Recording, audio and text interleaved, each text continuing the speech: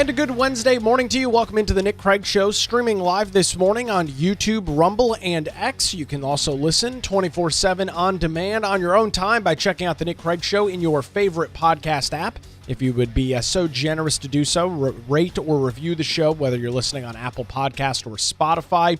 You can also listen on the website at nickcraig.com. Our show this morning is brought to you in part by the Law Group. Visit them online at lawgroupnc.com or give them a call at 910-251-6088. More from them coming up a little bit later on this morning. Well, it's not often on the show that we have got things that are happening live across the country. 7 o'clock in the morning, typically. Things still kind of waking up here in the United States. But the president this morning is not in the United States. He is overseas this morning at the NATO summit in the Netherlands, The Hague, where that is taking place. And just moments ago, sitting down with the NATO Secretary General and discussing a variety of issues, taking some questions from the media as well, and some of those questions from the media, of course, surrounding the ongoing conflict between the United States, Israel, and Iran. This is now officially day 2 of those ceasefire operations. As we were on the air with you yesterday morning, President Donald Trump emerging from the White House, making his way to Marine One with some very choice words for the leaders of Iran and Israel, as reports yesterday early morning were that the ceasefire was not necessarily going through in its entirety due to the fact of some ongoing conflict between the two countries. Trump apparently then got on the phone with Netanyahu, told him to turn his planes around, and that ceasefire has held since that point. I want to take you live to the Netherlands this morning, where President Trump is taking questions from reporters. Let's listen and see what's going on over there. Mr. President, how is the Iran-Israel ceasefire going, in your opinion? I think very good. Very good. Israel came back yesterday. I was so proud of them because they came back. They went out because they felt there was a violation. And technically they were right, but it just wouldn't have worked out very well. And they brought the planes back. They had gone on to another journey because there was a little bit of a violation. And I said, you got to get them back. And they came back, and it was a great thing. And it's going very well. I'm going to stop the president right there. Even again, I mentioned this yesterday morning, but I can't overstate this enough. With everything that has gone on over the last, just call it 72 hours or so, the president still actively pushing for a ceasefire, still actively pushing for peace. The United States had ballistic missiles shot at a military installation with more than 10,000 active duty U.S. service members in Qatar Monday afternoon. The president then brokered a ceasefire deal that night, and it is in effect this morning. I saw yesterday that some member of Congress nominated President Donald Trump for the Nobel Peace Prize over the efforts that have gone on between Israel, the United States, and Iran. He should absolutely be nominated and receive the Nobel Peace Prize for that. You can almost guarantee that that isn't going to happen because he's not a flaming leftist, and that's the only people they give the Nobel Peace Prize to.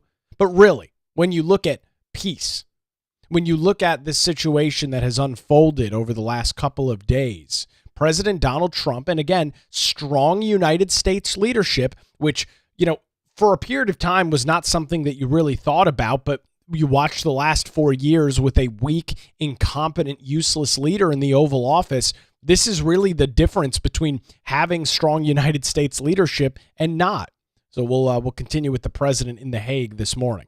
What are your sort of response to the former minister saying he still wants to enrich nuclear? Hello, Katie. She's so great, this one. Any questions he's talking about Katie Katie I'll answer. Well, Pavlich. maybe I better not say that. What was your question? What is your response to the Iranian foreign minister continuing to say Iran will enrich uranium and pursue nuclear weapons? Well, I don't know if they've said that, but I'll tell you, the last thing they want to do is enrich anything right now. They want to recover. And we won't let that happen, number one. Militarily, we won't. I think we'll end up having somewhat of a relationship with Iran. I see it. Look, I've had a relationship over the last 4 days. They agreed to the ceasefire. And it was a very equal agreement. They both said, that's enough. They both said it. But no, they won't do that. The last thing they want to do, Katie, is enrich. They're not looking to. They're not. Can you imagine after all of that, they're going to say, "Oh, let's go and do a bomb." There could be a day in the future, and then somebody else taking our place will be saying, "Don't do it," and maybe they won't do it as well. I don't know, but they're not going to have a bomb, and they're not going to enrich. And we believe all of the stuff is down there. We don't think they had nearly the time, because to get that out is a very difficult thing. It's not like moving a package or taking this carpet up and moving it. It's very difficult, very dangerous to do. We believe it's all down there. We had a tremendous victory, a tremendous hit, and because of that, I don't think they would have been down there, because they knew we were coming. When they know we're coming, they're not going to be down in that 30 stories underground. So. No, I think it was just a tremendous victory for everybody, including Iran. Look, they've got a country, and they've got oil, and they're very smart people, and they can come back. Israel got hit very hard, especially the last couple of days. Israel was hit really hard.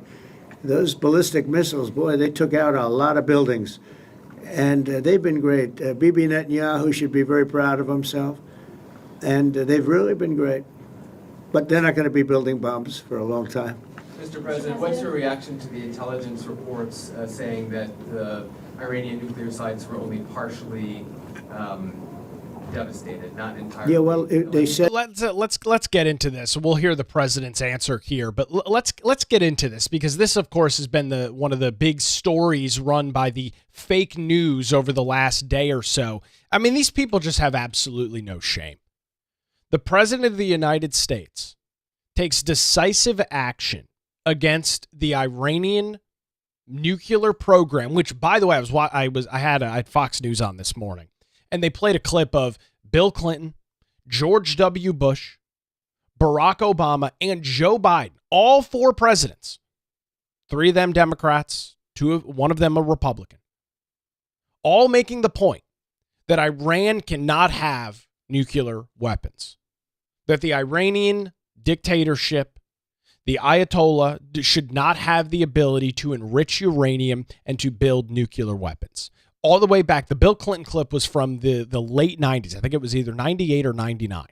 So going back 25 years, all of the presidents, Fox News had a great clip of all of the presidents saying the exact same thing as Trump.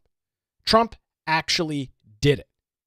And because he actually did it, now there's a problem. And so now you've got these media outlets, specifically the New York Times, who yesterday claimed that they had received a classified report, surprise, surprise, indicating that the strike on the Iranian nuclear facilities conducted by the United States Saturday night wasn't successful.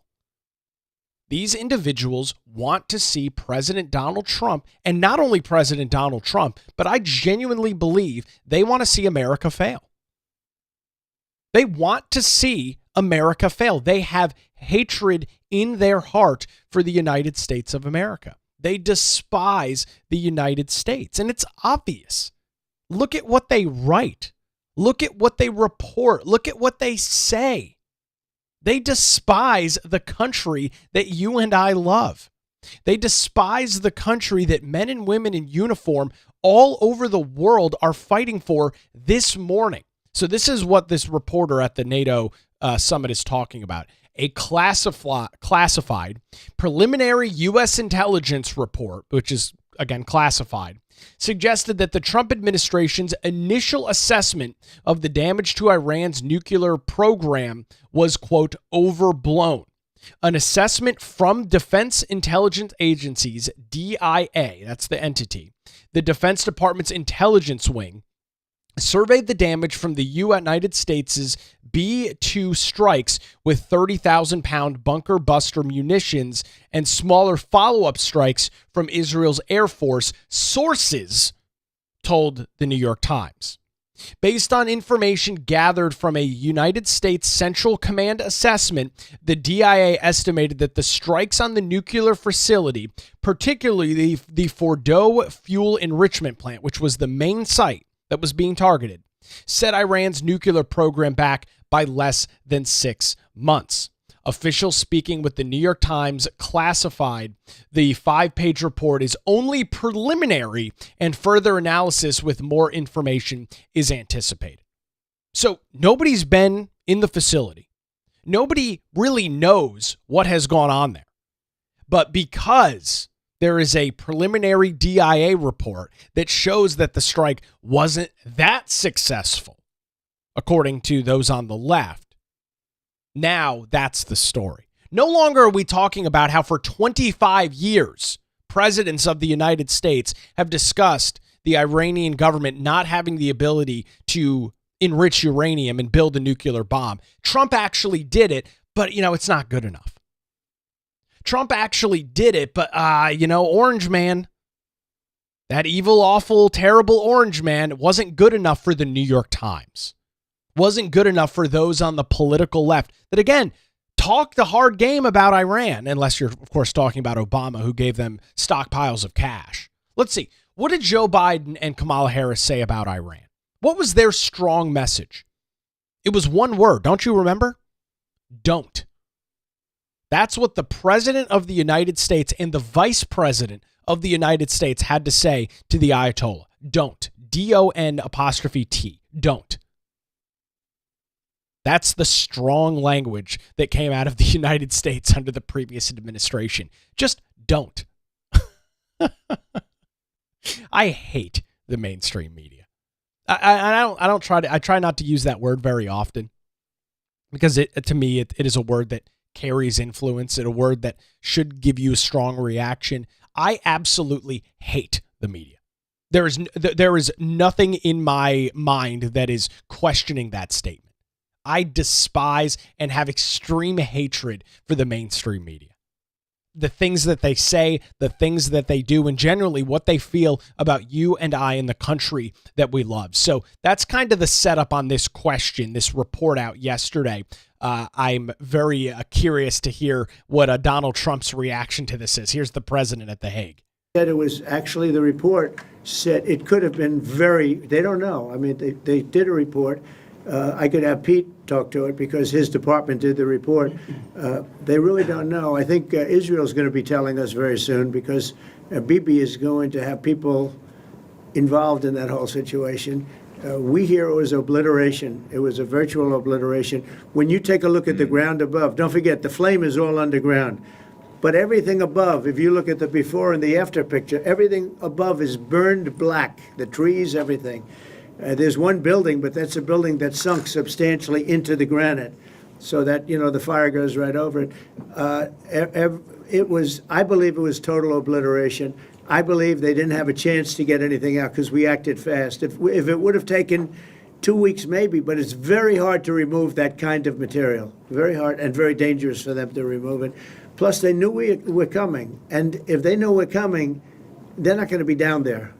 There aren't too many people that are going to be down there. Pete, do you have something to say about that? Well, Mr. President, when you talk to the people who built the bombs, understand what those bombs can do, and deliver those bombs, they landed precisely where they were supposed to, so it was a flawless mission. Flawless. Right down where we knew they needed to enter. And given the 30,000 pounds of explosives and capability of those munitions, it was devastation underneath Fordo. And the amount of munitions, 6 per location, any assessment that tells you it was something otherwise is speculating with other motives. And we know that because when you actually look at the report, by the way, it was a top secret report, it was preliminary, it was low confidence. All right, so this isn't, you make assessments based on what you know. It said it could be very devastating, very serious. Moderate to severe, and we believe far more likely severe and obliterated. So this is a political motive here. Was there a leak investigation?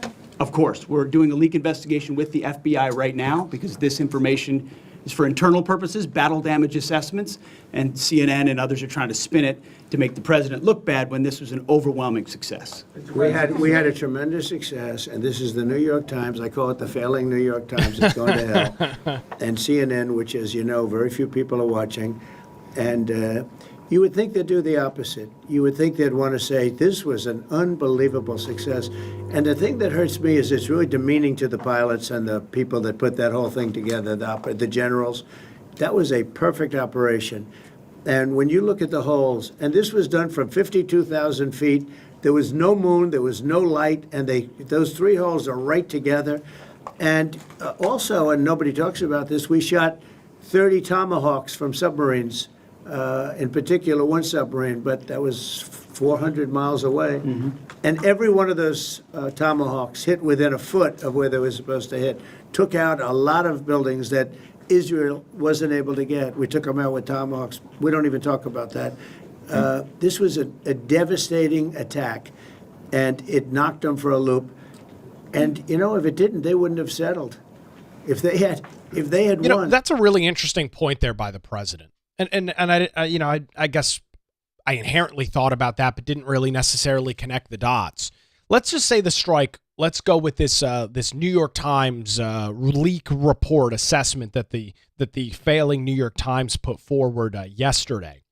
If the attack was so minuscule, and if it really didn't have any impact, as you know, of course, these folks on the left want to claim, because they want Donald Trump to fail, aka they want America to fail. And this is a key difference. And let me make this clear. I did not like Joe Biden. I did not like Kamala Harris. I think both of them were terrible for the United States of America. I did not want them to fail. Because if they failed, which in fact they did, what did that end up leading to? It led to war between Russia and Ukraine. It led to war between Israel and Hamas operating in the Gaza Strip, another Iranian-backed terror group. It allowed tens of millions of individuals, dangerous criminals, to come into the United States illegally. It allowed our economy to falter.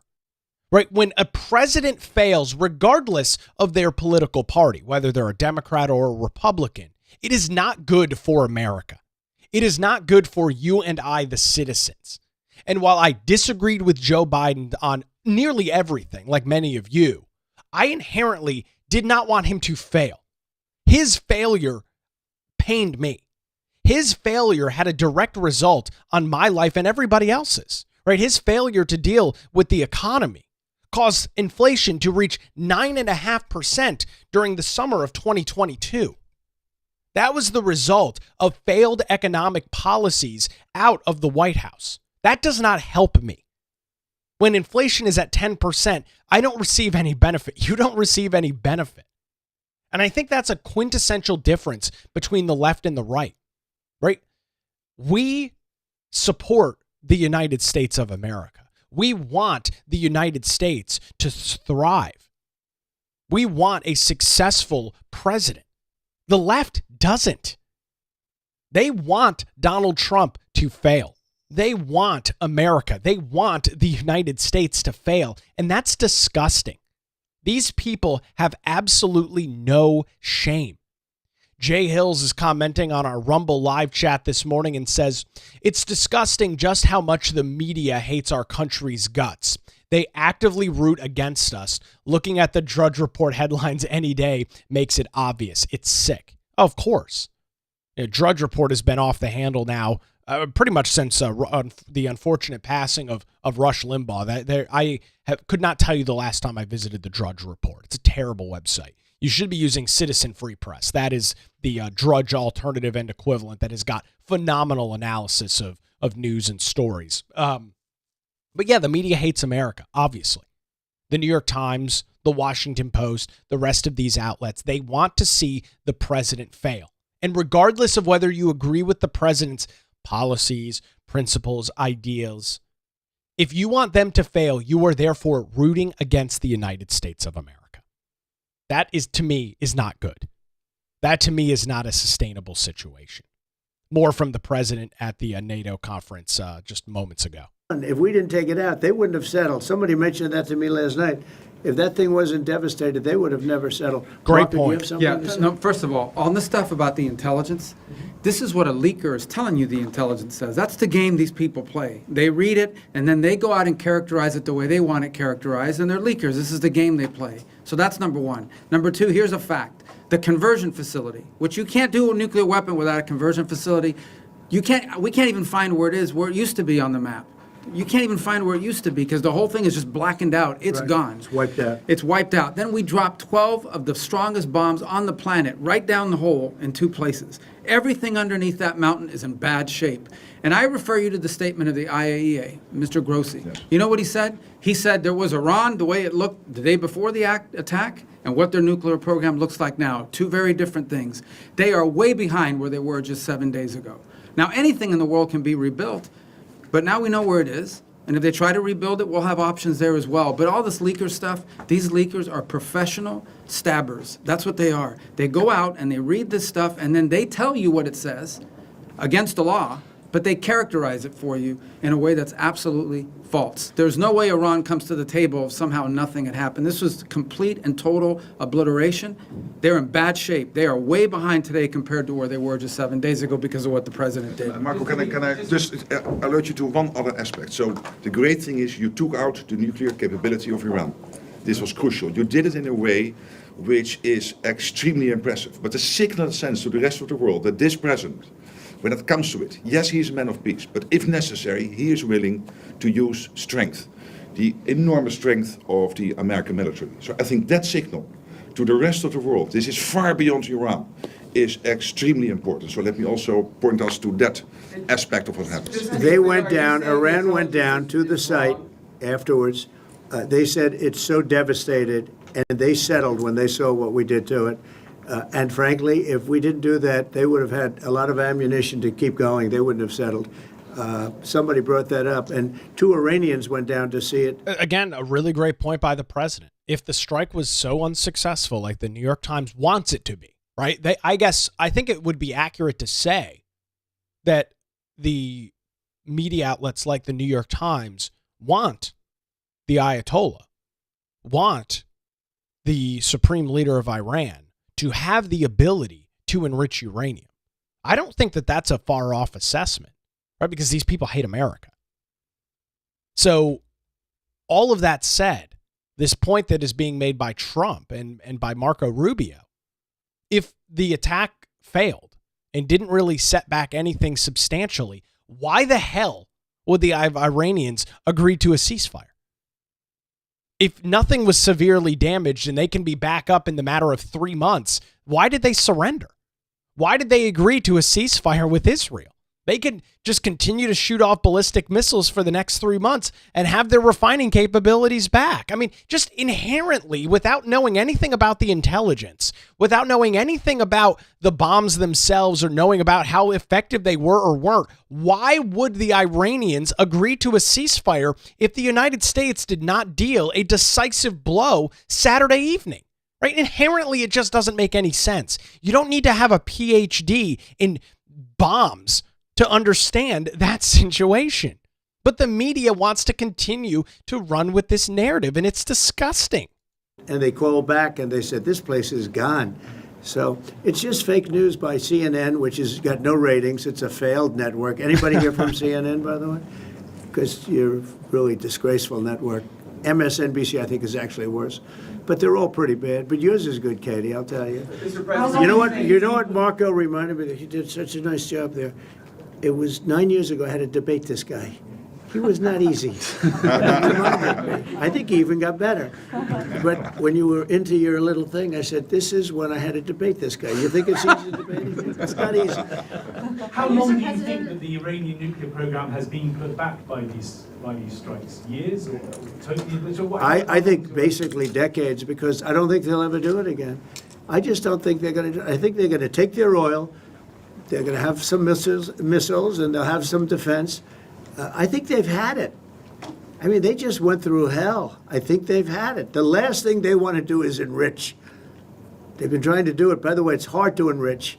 And, you know, when you look at a site like that, very, very hard to build. Very, very hard, very expensive. They spent trillions of dollars trying to do this thing, and they didn't come up with it. And we're actually getting along with them very well right now. But had we not succeeded with that hit ended the war. That hit ended the war. I don't want to use an example of Hiroshima. I don't want to use an example of Nagasaki. But that was essentially the same thing. That ended that war. This ended that with the war. if we didn't take that out, they'd be fighting right now. Mr. President? Yeah. If the Iranians do rebuild, would the United States... If they rebuild? Would the United States strike again? And I have a Sure, question about Russia. but I'm not going to have to worry about that. It's gone for years. It's very tough to rebuild because the whole thing is collapsed. In other words, inside, it's all collapsed. Nobody can get in to see it because it's collapsed. You can't go in to see a room that has, 10 million tons of rock in it. And the tunnels are totally collapsed. But if they rebuild? Well, they've already looked at the tunnels. This was an unbelievable hit by genius pilots and genius people in the military, and they're not being given credit for it because we have scum that's in this group, and not all of you are. You have some great reporters, but you have scum. CNN is scum. MSDNC is scum. The New York Times is scum. They're bad people. They're sick. And what they've done is they're trying to make this unbelievable victory into something less. Now, even they admit that it was hit very hard, okay? But it wasn't hit hard. It was hit brutally, and it knocked it out. The original word that I use, I guess it got us in trouble because it's a strong word. It was obliteration. And you'll see that. And it's going to come out. Israel is doing a report on it now, I understand. And I was told that they said it was total obliteration. They have guys that go in there after the hit, and they say it was total obliteration. And, I don't want it for me. I want it for the pilots. I want it for the military. They did such a good job. If you were in the Situation Room with me, with the generals and all of the people that did such a good job, and then they get demeaned by these idiots at CNN who can't get ratings, the place is dying. Nobody wants to even waste their time going on their shows. So they form with the New York Times, who's dying also. Without Trump, you wouldn't have a New York Times. And then just changing gears to your meeting with Zelensky later today. So I'm going to pause that for a second. I just saw this post pop up on my X feed while we were listening to the commentary there from President Trump in the Netherlands. This is a report breaking just moments ago. Iran's foreign ministry spokesperson says its nuclear installations were, quote, badly damaged by American airstrikes. This was posted 6 minutes ago on X. Iran's foreign ministry spokesperson says its nuclear installations, quote, badly damaged by American airstrikes. So there you go. You've got the United States saying so. Now you've got the Iranian foreign ministry saying so. But CNN, the New York Times, MSNBC, and I'm very curious. I haven't done this. I haven't looked this morning over at what the MSNBC headlines are. Those are always a fun little game to play and see exactly what's going on. Yeah, here we go. Here's a great story. Trump wants to declare mission accomplished on Iran. Not so fast. White House slams intel suggesting Iran's nuclear sites were not obliterated. Right? That's the narrative that they're running with. So do these guys want the Iranians to have nuclear weapons? Again, is that an unfair assessment of this whole situation? Is that an unfair assessment of the left and what they truly want? I don't think so. Trump calls them scum. Hard to disagree with that statement with everything that I've had the pleasure and opportunity to read over the last 24 hours. I mean, they just continue to run with this nonsense narrative. This is what's going on over at CNN right now. Trump maintains Iran strikes caused total obliteration. Trump argues attacks put Iran's nuclear ambitions back decades, but admits intel report was inconclusive. Well, no shit, the intel report is inconclusive. We don't have boots on the ground in Iran. Nobody has been there to look at it yet. The report is inconclusive. Yes, you are correct. Maybe CNN ought to paratrooper or one of their journalists in down one of those holes and they can report back as to what's going on. I think that's a good idea. Maybe the New York Times can drop some friendly reporters and we'll see how the Iranians and, the great country that they are, the very inclusive society that exists over in Iran. Maybe these media outlets can throw some of their reporters over there and, free press, right? That should exist in the Iranian government, right? And then they can get down there and see exactly what's going on. Maybe that's what should happen. I think that's a great idea. That's what the president should be calling for. CNN, the New York Times, MSNBC. Hey, the United States will charter a plane. We're not going to land, of course, in Iran, but we'll fly you over the site and you guys can jump out with a parachute and you can go take a look at the damage yourself and then report back. If you're not, of course, killed by the Iranians in the meantime. If you're not oppressed in your ability to freely report the news. Maybe that's what should happen. These guys are just unfreaking bearable. Yes, of course, the report is inconclusive. It's been like 4 days. Nobody has been there. But from all of the intelligence that we do have, because again, you can't physically see the damage 300 feet underground. I know that's a hard concept for the New York Times. But let's just set this back for a second. We got to take a break here in a minute. But just let me play this out. Let's assume the site was not buried underground. And it was hit by these MOPs or some sort of other United States munitions dropped from B-52s or some other sort of bomb or some other sort of plane. Or the B-2s, excuse me, not the B-52s, the B-2. What do you think they'd be saying then? Right? Because it'd still have to be negative. You'd see the headlines like, even though nuclear site completely wiped off the map, completely washed away, the Iranians still saying they're going to fight back. Iranians still saying that they're going to enrich uranium, right? It's never going to be enough. And this is one of the things that I love about the current status of the Republicans. And a lot of this comes from President Donald Trump. No longer are we cowering down to the media. No longer are Republicans feeling like they can't speak up because they don't want to be buried by the media. Donald Trump sets this tone and sets this narrative for Republicans across the country. We are no longer going to put up with this garbage commentary from the left. We are going to call it out. We are going to call them out, and we are going to shame them.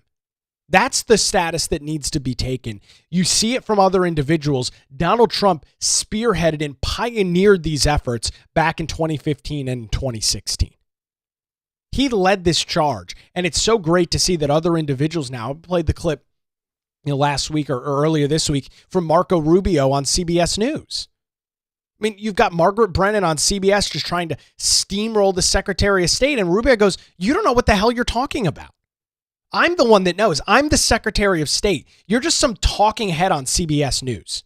Don't tell me how intelligence works. I am the one that knows how this process works. You don't. Calling out the media on their garbage, calling out the media on their nonsense. I love it. I saw a clip yesterday from some hearing. You had some Democrat in Congress pull up a chart of some Quinnipiac poll. The numbers ended up being totaling 110%. Right? A poll asking somebody a question equals 100%. You can't have more than 100%. But the numbers on this big whiteboard equaled 110. And two of the Republicans on the panel say, that's obviously a fake poll. You can't have 110 respondents. That's not how percentages work. And I just love that we're calling this garbage and calling this nonsense out. We've got a couple more minutes of Trump over in NATO. One of the other big things set to be discussed over the next few days is NATO countries putting more of their GDP percentage into NATO. President Donald Trump spearheading that as well. We'll get into those details coming up here in just a few minutes. Before that, I want to tell you about the law group here in Wilmington. When legal challenges arise, make sure you put your trust right here in the law group. Since 2003, for over 20 years, their experienced attorneys have provided high-quality, affordable legal services across Eastern North Carolina. Whether you're facing a divorce, navigating a real estate transaction, or maybe you're in a position where you need a strong criminal defense, the law group has your back. Their dedicated team ensures your questions are answered and issues are resolved promptly. Great news, ladies and gentlemen. They're located in downtown Wilmington and just a phone call away at 910-251-6088. You can also visit them online at lawgroupnc.com. Give them a call, 910-251-6088, or visit their website, lawgroupnc.com. I had the pleasure of working with the folks at the law group. Actually, it'll be 5 years ago next month as I went through the process of purchasing my home. Phenomenal, top quality service and support from the folks over at the law group. Visit them online, lawgroupnc.com. The law group, experience and dedication you can rely on. We appreciate the law group and their continued support in allowing me to do this show every morning. I appreciate the law group and their continued support. More from NATO coming up here in just a few minutes as the Nick Craig Show rolls on, streaming live this Wednesday morning on YouTube, Rumble, and X, and 24/7, wherever you get your podcasts.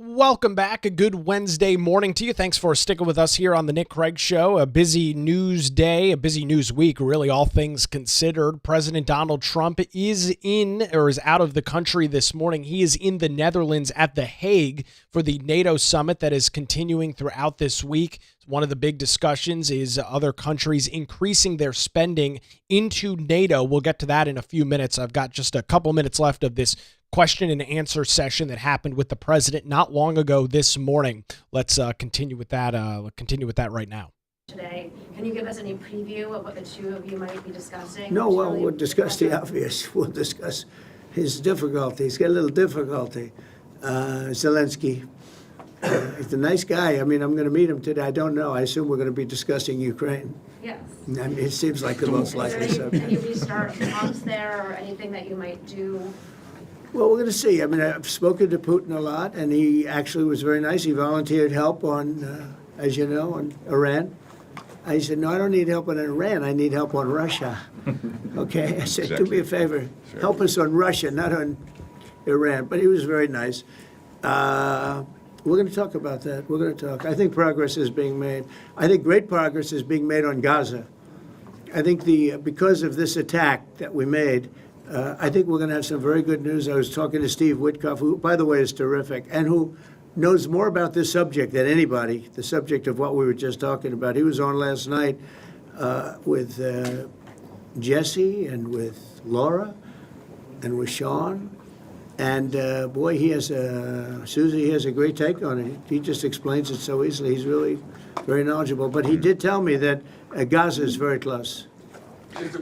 Don't we have to go to the others, I think? Oh, okay. Yeah, shall we go? One follow-up on Iran, both you and Secretary Rubio and Hegseth mentioned the leak. But can you clarify, is the intelligence correct or is the intelligence wrong? Well, the intelligence was very inconclusive. The intelligence says, we don't know. It could have been very severe. That's what the intelligence says. So I guess that's correct. But I think we can take the we don't know. It was very severe. It was obliteration.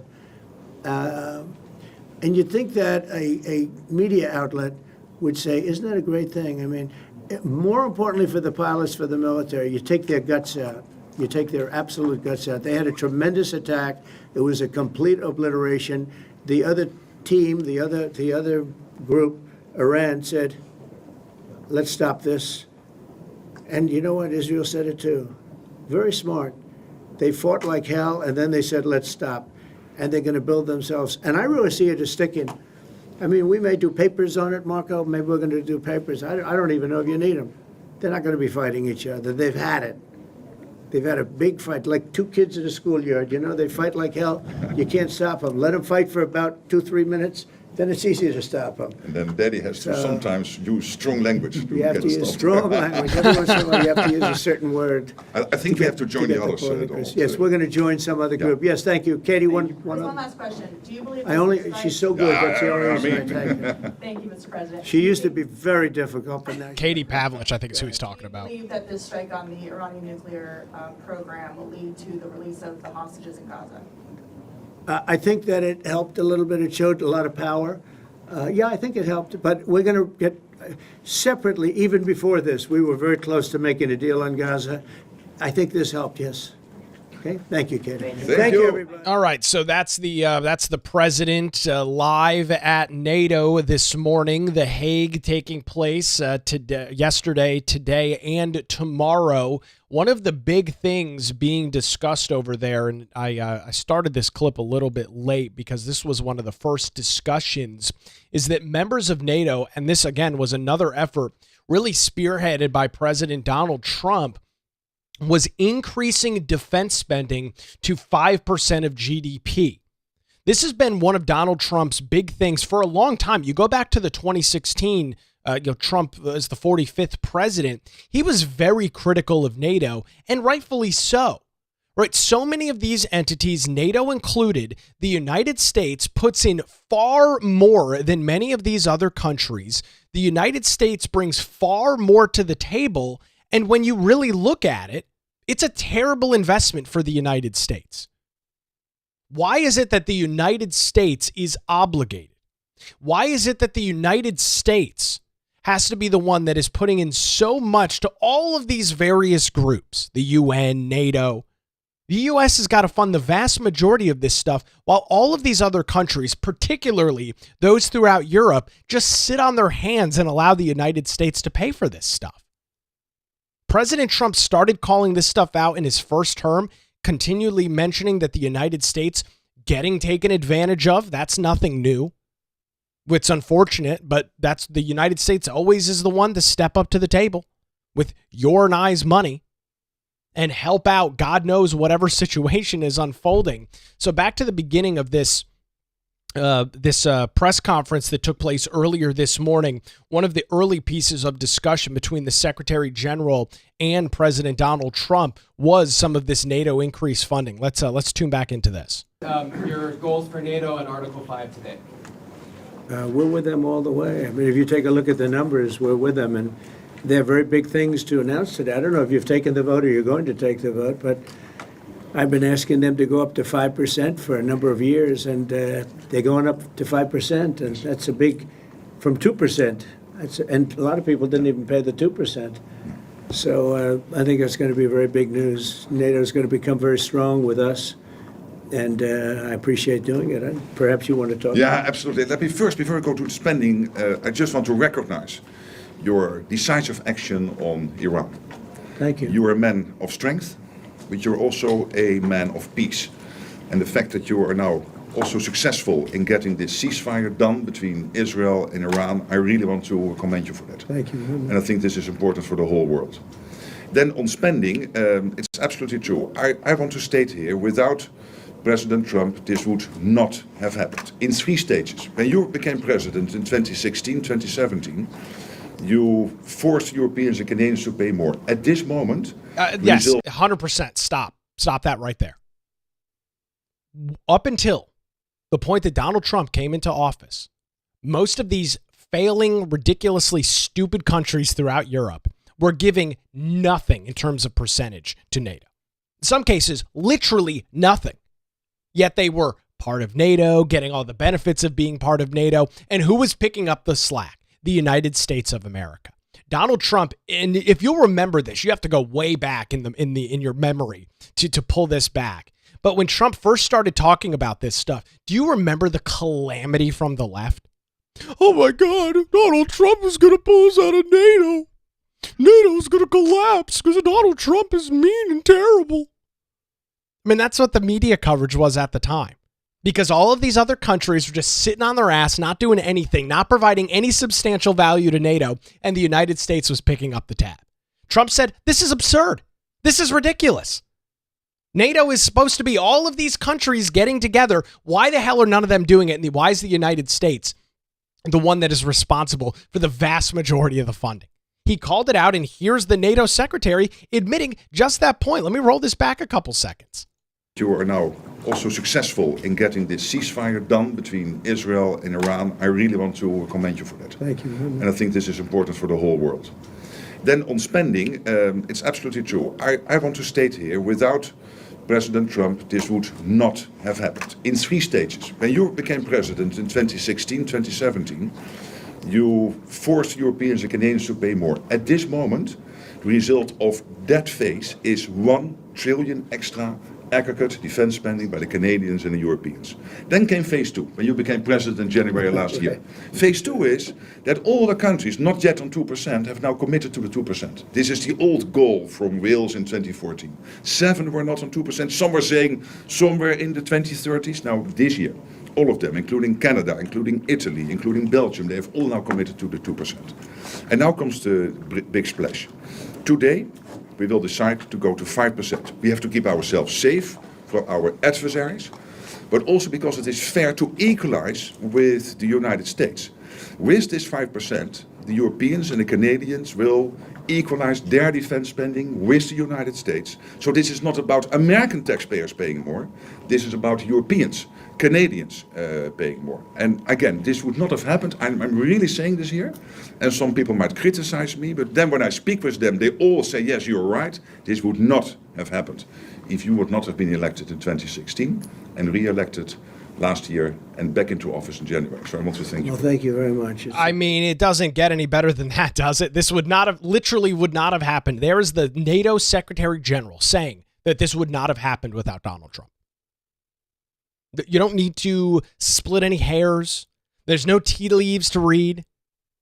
There's no reading between the lines. I mean, that's exactly what the NATO Secretary just said. Trump led this charge back in 2016 and 2017. Force these weak European nations, force Canada to say, cut out the crap and increase your spending into NATO. It's not the United States' problem to fund essentially all of NATO while you guys sit back and get all of the benefits. He made that point. He's making it once again, and the vote, I think, is set to happen tomorrow. But this new deal, which came in the wake of pressure from Trump and the Trump administration, stipulates that at least 3.5% of GDP must be spent directly on military needs, while an additional 1.5% can be devoted to related defense costs. While socialist-run Spain had initially threatened to block the agreement, Madrid saying just yesterday that it has dropped such plans after securing an exemption from the new spending target. Spain has frequently failed to meet the current NATO spending obligation of 2% of GDP, including last year when it ranked dead last among all NATO members, having spent just 1.28% of its GDP on defense. Embattled Spain Prime Minister said that the scale of the expected military investment is, quote, disappointing and unnecessary, while openly declaring that his nation would not abide by the requirement. Oh, really? Okay. Well, then next time Spain needs some help, next time somebody is threatening Spain, I guess they can just deal with it themselves. It sure as hell ain't going to be NATO's problem, right? I mean, if you don't have the money to invest, that's fine. But don't look to the United States, which is, again, the predominant factor in NATO. Don't look at the United States to come and clean up your messes. Don't look at the United States to come solve your problems if you're unwilling to invest into NATO. And so this vote is, again, scheduled to happen at some point. I don't know if it's today or tomorrow, this 5% vote, which will, over the next probably 5 or 6 years, force all of these other NATO countries, including Canada, to increase their spending to that 5% benchmark threshold that NATO is set to vote on. You've got a couple of countries like Spain and Poland. Poland is the stupidest example out of all of it. Literally, Russia is on their doorstep. Russia is literally currently invading another country geographically right next to Poland, and they're like, yeah, we're not increasing our spending. We're not going to do that. Meanwhile, and obviously I'm not hoping that this happens, but if God forbid, Russia was to try and make some sort of incursion on Poland, they'd be the first ones yelling and screaming, crying to NATO that they need help, that they need support. One of the things, and I mentioned this a little bit earlier, one of the things about having strong leadership in the United States is it really and truly does set essentially the international conversation. When you have got a strong leader like Donald Trump in the Oval Office, and you've seen the effects of that literally over just the last couple of days. But when you've got that strong leader occupying the Oval Office, you see strength from the United States and influence from the United States throughout literally the entire world. I mean, you just heard from the NATO Secretary General that had Trump not won in 2016 and originally called on all of these countries to get up to 2%. And had he not won in November of last year and called these countries to get up to 5%, it would not have happened.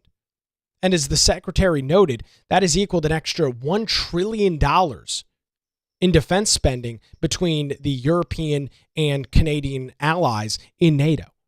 That is a substantial, a significant impact and increase. And the president, with his America First agenda, is saying, sure, we'll take part in NATO. Sure, we'll play your game, but so does everybody else. There's no more and there's no longer going to be a free lunch for all of these other countries to essentially take advantage of the United States. Those days are over with.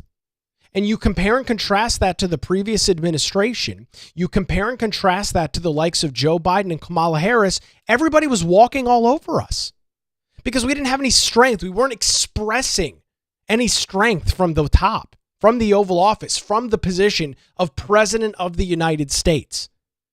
And so why were all of these countries throughout South America allowing these migrant caravans to just waltz their way through the countries, making their way to the U.S.-Mexico border? Because what the hell was the United States going to do? Was Joe Biden going to stand up and say anything? No, he was too busy watching reruns of television shows and eating ice cream in the White House, in the residence. That wasn't an issue. They didn't have to worry about the United States stepping in. Why did Russia decide that they were going to invade another sovereign nation? Because they knew damn well that Joe Biden wasn't going to do anything. And in fact, he didn't.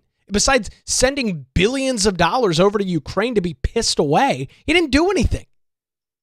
Why did Hamas, the Iranian-backed proxy terror group operating in the Gaza Strip, why did they attack Israel via paramotors on a Saturday back in October of 2023? Same result. Because they knew that the United States wouldn't do anything. And that is really the big compare and contrast of what the last 4 years have looked like and what the last 6 months have looked like. I mean, it is a stark difference from what we've seen in the past. I am incredibly grateful for President Donald Trump, for Secretary Hegseth, for J.D. Vance, for Marco Rubio, and the strength that they are expressing. I have continually felt this way, and I'm sure many of you feel the same. When the United States expresses strength, when the United States is seen as a strong nation that will make strong and tough decisions, the whole world tends to be a safer place. The whole world tends to just be more calm. Now, that doesn't mean that dictators, that doesn't mean that bad actors throughout the Middle East and dictators like Vladimir Putin and the likes aren't going to continue to try and cause hell and chaos and havoc. They will. They've got their vested interest. But there is significantly more pause, and there's a more significant threat when the United States is strong versus when the United States is weak. So great commentary there from the president over in the Hague in the Netherlands this morning, calling out the media, calling out this ridiculous nonsense report. And again, just coming in a little bit ago, Iran's foreign ministry saying that its nuclear installations were, quote, badly damaged by American airstrikes. So I guess we'll see if the New York Times or CNN or any of these other ridiculous entities have anything else to say now that that report has come out. I would argue from, a source that might know. Now, again, the Iranian foreign ministry, the Iranian government tends to not be the most truthful entity, but I don't know why they'd be publicly saying that their installations were badly damaged if they weren't. So we'll wait and see. We'll wait for more military assessment on the whole situation. We'll keep an eye on it right here on the Nick Craig Show. Well, that's going to do it for a Wednesday edition. Thanks to the Law Group for their continued support. LawGroupNC.com is their website. Give them a call at 910-251-6088.